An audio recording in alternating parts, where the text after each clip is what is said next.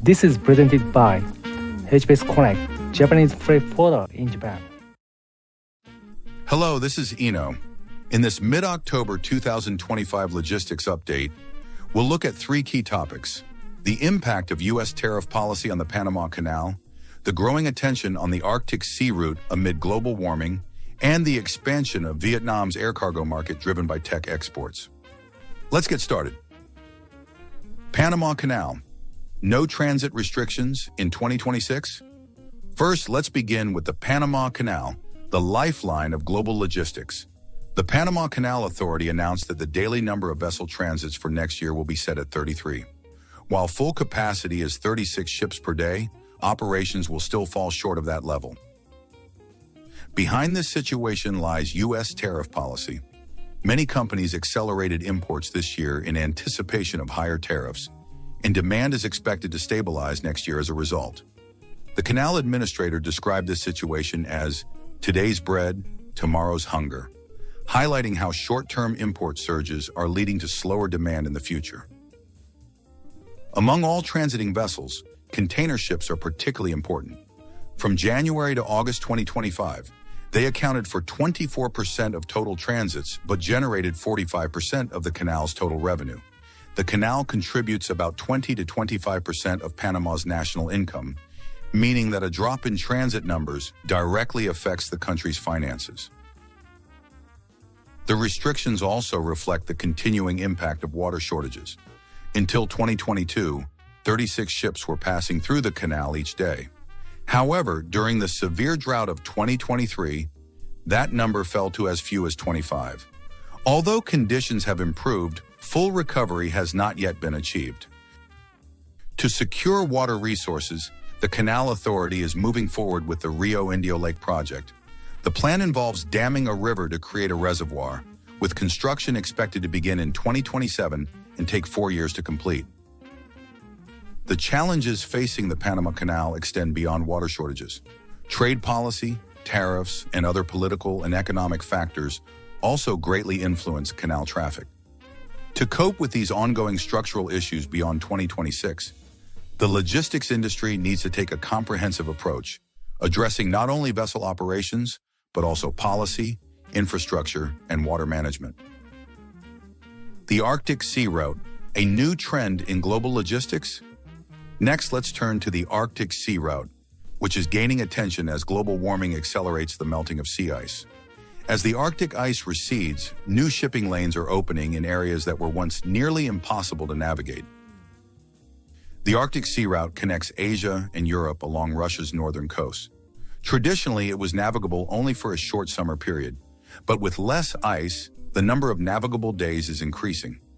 In 2020, it was open for a record 88 days, and by 2030, regular commercial shipping is expected to become possible. The greatest advantage of this route is the shorter distance. For example, the journey from Tokyo to Rotterdam takes about 21,000 kilometers via the Suez Canal, while the Arctic route cuts that to around 13,000 kilometers, a reduction of roughly 40%. This allows vessels to avoid choke points such as Suez and Malacca, reduces piracy risks, and contributes to lower fuel consumption and CO2 emissions. Three major powers, Russia, China, and the United States, each have different strategic interests in this route. Russia is expanding its ice-breaking LNG fleet and port infrastructure, increasing cargo volume from 2.2 million tons in 2010 to about 33 million tons in 2020. It aims to reach 80 million tons by 2024, positioning the Arctic as its second Suez. China calls it the Ice Silk Road. It has built its own icebreakers to enhance observation and navigation, and invested in Russia's LNG projects to secure access to energy resources. Meanwhile, the United States has strengthened its Arctic policy, enhancing Coast Guard patrols, infrastructure, and military training based in Alaska to counter the growing presence of Russia and China. If the Arctic Sea route becomes more practical, dependence on the Suez and Panama canals will decline, and the overall structure of global logistics will change significantly. At the same time, the region faces the challenge of balancing environmental protection and economic development. The Arctic is becoming the new frontier for both logistics and geopolitics. Vietnam's tech exports drive the expansion of air cargo space. Finally, let's look at Vietnam's tech exports and the growth of the air cargo market. According to DHL Express, exports of high-tech products from Hanoi recorded double-digit growth in the first half of 2025. To meet this increase, DHL has added more than 300 tons of weekly air cargo capacity. According to analysis, air cargo capacity to North America has increased by 95% year-on-year to 2,400 tons, while capacity to Europe has expanded by 39% to 4,800 tons. For airlines as well, Vietnam has become a market that can no longer be ignored. On the supply side, Vietnam Airlines provides the largest annual capacity of 85,000 tons, followed by Korean Air. Both carriers have signed an MOU to develop a cargo corridor connecting South Korea and Vietnam. Behind this growth lies the diversification of global supply chains. According to the Ministry of Information and Communications, Vietnam's ICT industry is expected to achieve total revenue of $169.3 billion in 2025, up 11.4% from the previous year. Exports of hardware and electronic devices are forecast to reach $148.5 billion, representing growth of more than 12%. Vietnam is strengthening its presence as a new production hub for laptops and electronic equipment. According to DHL's Trade Atlas 2025, Vietnam is positioned as one of the countries expected to experience the fastest trade growth in the world over the next 5 years.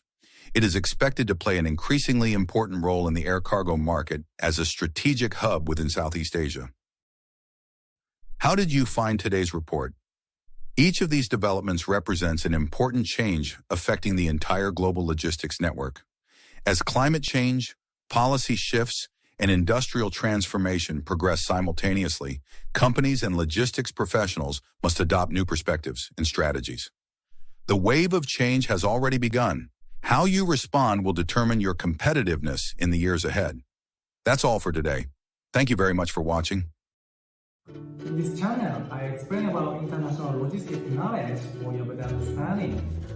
I hope this video will be a good support for your logistics job. If you have any shipment from Thailand or to Thailand, please feel free to contact me, Ino-san, anytime. Also, I'm very motivated to keep updating this video. If you subscribe, press good, or comment anything. Well, thank you. See you next time.